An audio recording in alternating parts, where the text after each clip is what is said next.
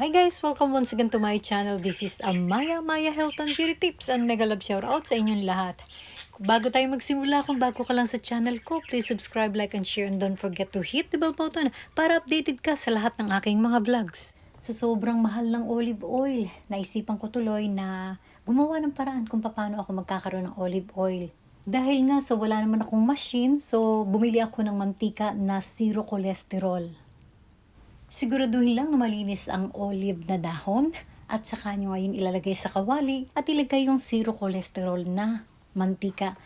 Liitan lang ang apoy at pakuluan. Kapag ito ay kumulo na, ito ay set aside mo. 3 araw ko tong mga pinapakuluan para talagang yung katas ng dahon na kinuha ko ay nandoon sa mantika. Tsaka nyo ngayon salain at ilagay nyo na sa bote.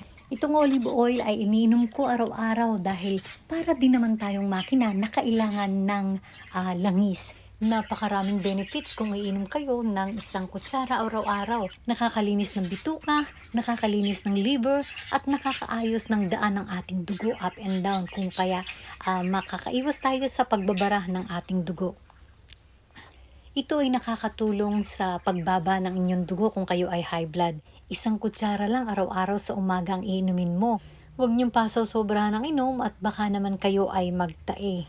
So thank you so much guys for watching and see you to my next vlog. Bye!